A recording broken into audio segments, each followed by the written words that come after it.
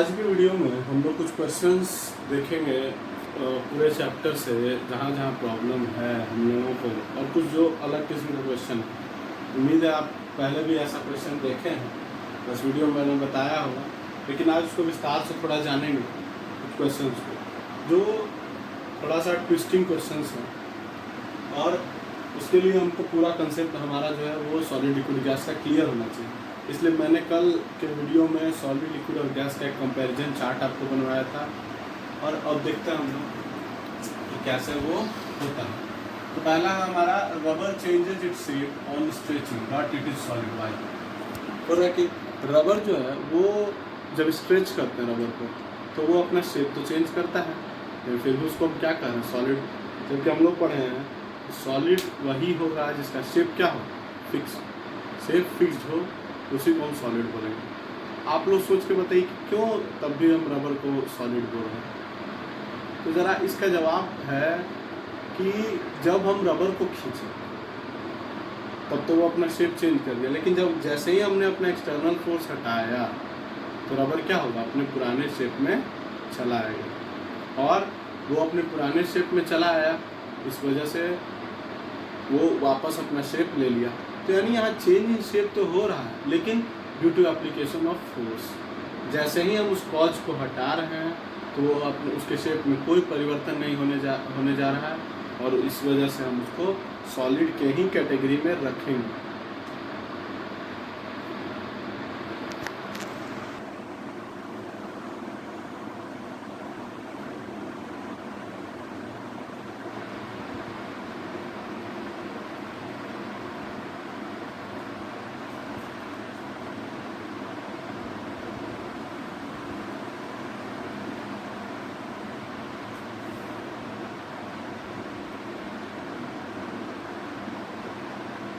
Next question है आपका, sponge can be compressed easily. Sponge को हम कंप्रेस कर सकते हैं, लेकिन फिर भी उसको हम क्या कहते हैं, सॉलिड ही बोलते हैं। अब इसका जवाब क्या होगा।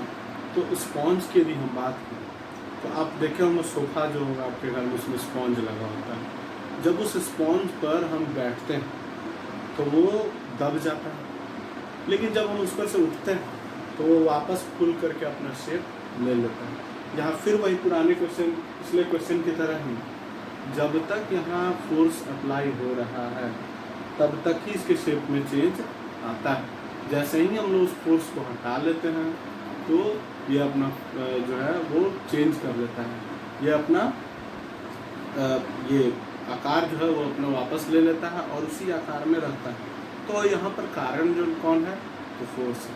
फोर्स यदि हम अप्लाई नहीं करेंगे तो उसके शेप में कोई चेंज नहीं आएगा, और उस आधार पर उसको हम सॉलिड बोलेंगे, सॉलिड बोला जाएगा उसको। और सॉलिड उसको बोलेंगे क्योंकि उसका फिक्स शेप है, और यदि हम फोर्स लगा रहे हैं तब ना उसका चेंज हो रहा है शेप, तो इस वजह से हम लोग उसको सॉलिड के ही कैटेगरी में रखेंगे। बात का आप ध्यान रखिए।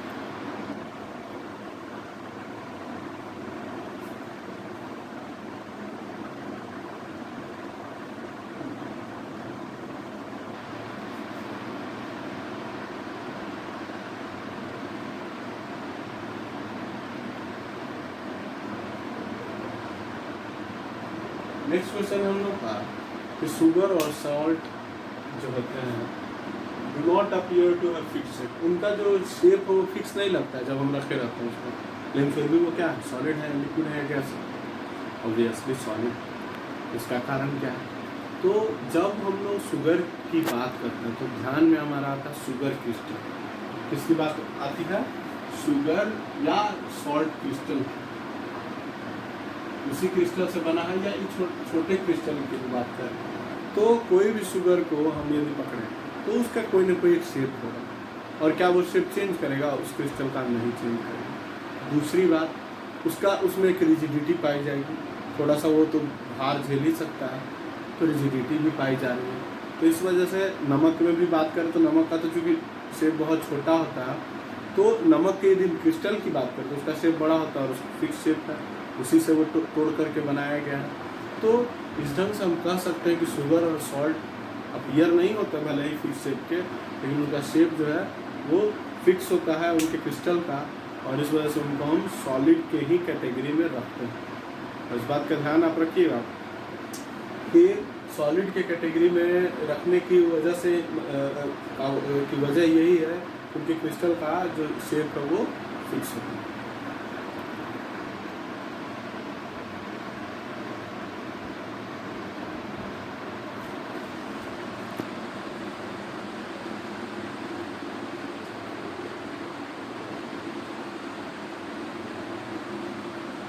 नेक्स्ट जो क्वेश्चन हम पूछा है वह effect of temperature on state of matter.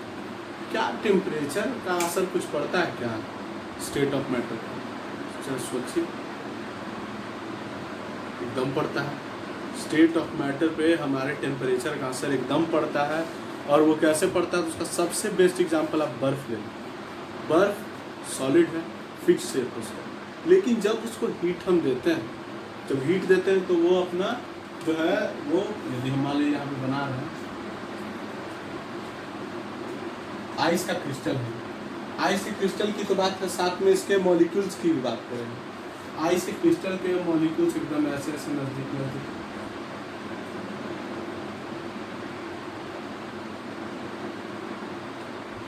हो गया।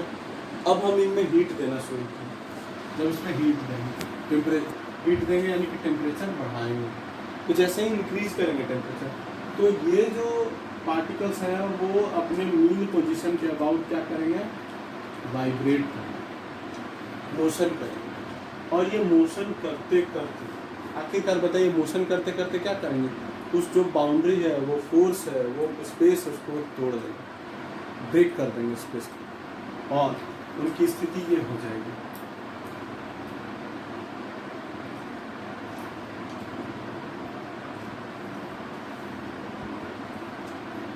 यानी वो अब दूर दूर पार्टिकल्स हो जाएंगे तो क्या बन जाएगा? लिक्विड। तो यानी कि हम लोग जब टेम्परेचर बढ़ाएंगे तो सॉलिड लिक्विड में, और लिक्विड फिर और भी हम यदि टेम्परेचर बढ़ाएंगे तो क्या होगा बताइए? और ये पार्टिकल और वाइब्रेट होंगे, और वो और भी ज़्यादा स्पेस ले लेंगे और उस फोर्स को तोड़ देंगे जो फोर्स पहले हुआ करता था, और वो स्पेस काफ़ी फ्री महसूस करेंगे, काफ़ी दूर दूर हो जाएंगे, और इस स्टेट को हम गैसियस स्टेट बोलेंगे। तो हम लोग ये जो पढ़ रहे हैं solid, solid to liquid, liquid to gas, ये पहला था हमारा इंक्रीज इन टेम्परेचर।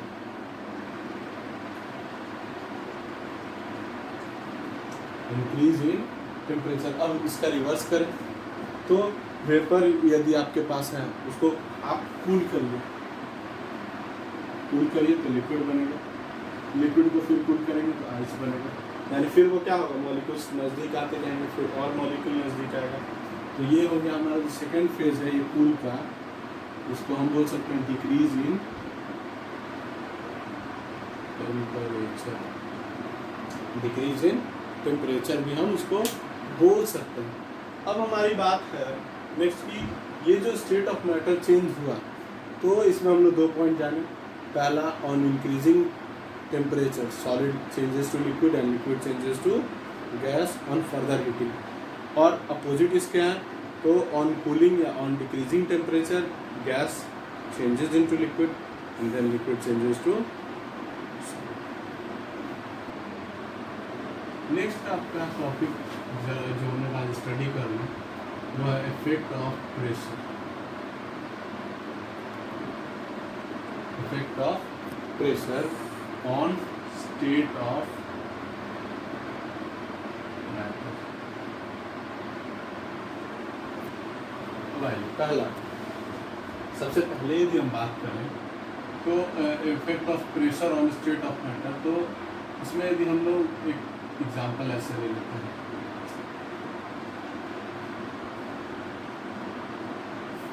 ये गैसियस स्टेट है। सपोज कोई सब्सटेंस गैसियस स्टेट में है, और इस पर हम लोग एक ऐसा पिस्टन लगा दें, और इस पिस्टन से ऊपर से इस पर प्रेशर अप्लाई करें, प्रेशर अप्लाई करेंगे। धीरे धीरे हम जब प्रेशर अप्लाई करेंगे, बढ़ाएंगे, तो ये क्या होगा? ये जो हमारा प्रेशर है ये इसको चेंज कर देगा, इसके स्टेट को, और उसके स्टेट को क्या चीज़ में कन्वर्ट कर देगा? आप बताइए। ये पार्टिकल जो है वो थोड़े और नज़दीक आ जाएंगे, और ये बन जाएगा लिक्विड। यदि हम लोग प्रेशर को और भी कंटिन्यूसली और बढ़ा और ज़्यादा इस पर प्रेशर अप्लाई करें, अब ये पार्टिकल क्या होंगे और ज़्यादा नज़दीक आ जाएंगे।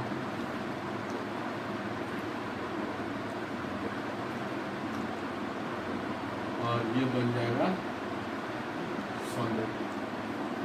तो और इसी का वाइस वर्सा घटाएंगे तो solid into liquid and liquid into gas. यानी जब हम लोग सोचे जरा तो हम लोग पहला काम क्या किए, इंक्रीज इन प्रेशर। जैसे ही हमने प्रेशर बढ़ाया तो इंटरमॉलिक्यूलर स्पेस तो हम क्या कर रहे हैं, कंटिन्यूसली घटा रहे हैं। और इंटरमॉलिक्यूलर फोर्स की बात करें तो वो बढ़ रहा है। और जो हमारा इंटरमॉलिक्यूलर स्पेस घट रहा है और इंटरमॉलिक्यूलर फोर्स जो है वो बढ़ता चला जा रहा है। और इस वजह से गैस जो है वो सबसे पहले लिक्विड में और लिक्विड फिर इसमें सॉलिड में चेंज हो रहा है। यदि हम लोग बात करें डिक्रीज इन प्रेशर की, डिक्रीज इन प्रेशर की बात करेंगे तो इंटरमॉलिक्यूलर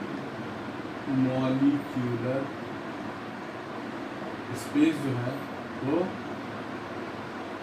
बढ़ जाएगा।